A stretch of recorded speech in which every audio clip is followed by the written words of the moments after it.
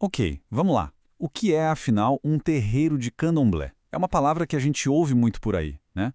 Mas a verdade é que o significado vai muito, mas muito além do que a maioria das pessoas imagina. É bem mais complexo. Será que é só um templo? Ou um tipo de centro comunitário? Quem sabe um espaço de resistência? Bom, a resposta curta é sim, é tudo isso. E, ao mesmo tempo, é muito mais. Para a gente entender essa riqueza toda, vamos começar pelo básico, pelo fundamental. E tudo começa por aqui, pelo espaço sagrado e a energia que ele guarda. É a base de tudo. Olha que interessante. A própria palavra terreiro já conta uma história. Ela vem lá do latim, de terrarium, que significa literalmente um pedaço de terra.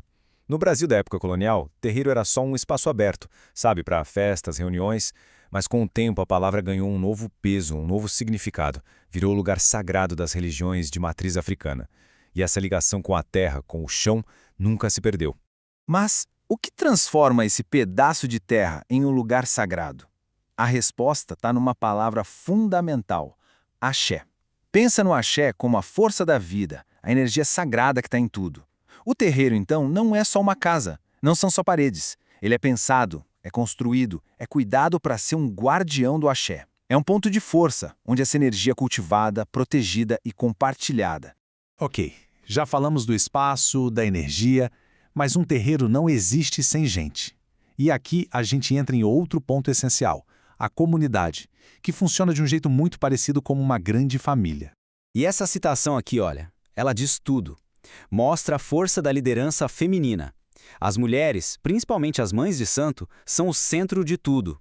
Elas não são só as líderes espirituais. Elas comandam rituais, sim, mas também cuidam da comida, do sustento, acolhem quem chega precisando de ajuda. Elas são a base, o pilar que segura a comunidade inteira. E esse sistema tem um nome: matrifocalidade. É uma palavra importante. Significa uma organização social que gira em torno da figura da mãe, onde a autoridade feminina é não só reconhecida, mas celebrada. E o mais incrível é que no candomblé, essa liderança é vista como algo que traz autonomia, que traz realização, dá um novo tamanho para o papel social e místico da mulher. E isso nos leva a um ponto, nossa, super importante. O terreiro acaba funcionando como um espelho invertido da sociedade aqui fora.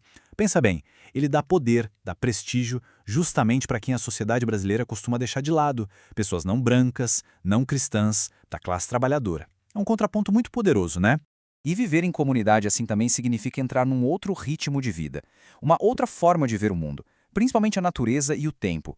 Por exemplo, os orixás, eles não são deuses que moram longe, num céu abstrato. Não, os orixás são as próprias forças da natureza. É a energia do rio, do mar, a força do vento e da tempestade, a firmeza da terra, o poder do fogo. O sagrado está aqui, ao nosso redor, nos elementos do mundo. E essa outra visão de mundo muda também a forma como se enxerga o tempo. A gente costuma pensar no tempo como uma linha reta, né? O tempo do relógio, que vai para frente e não volta mais. Mas no terreiro, a lógica é outra. É o tempo mítico que é circular, como as estações do ano. O passado não é uma coisa que ficou lá atrás, morta. Ele está sempre presente. É uma força viva que se manifesta de novo e de novo nos rituais. E não dá pra gente falar de terreiro sem falar da história. Uma história que é, desde o seu primeiro dia, uma história de muita luta, de resistência e sobrevivência. Essa linha do tempo aqui ajuda a gente a ter uma ideia. Pensa só, lá nos anos 1830, em Salvador, surge a Casa Branca do Engenho Velho. Fundado por mulheres que tinham sido escravizadas, mas que na África eram princesas, sacerdotisas. É um marco. E aí, depois de 1888, com o fim da escravidão, os terreiros se tornam ainda mais importantes. Viram um porto seguro, um lugar de ajuda mútua para a população negra que foi libertada, mas deixada completamente à própria sorte.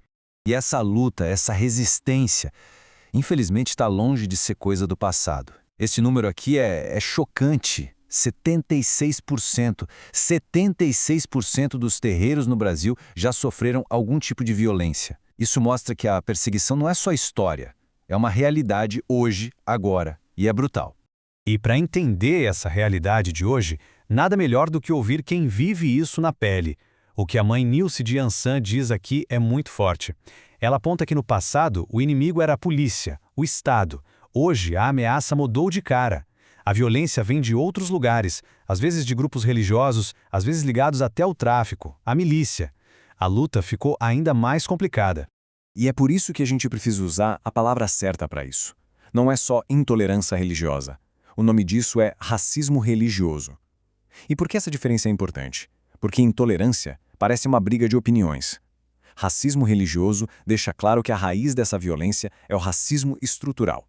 É uma tentativa de apagar toda uma cultura, todo um saber, toda uma forma de ver o mundo que veio da África.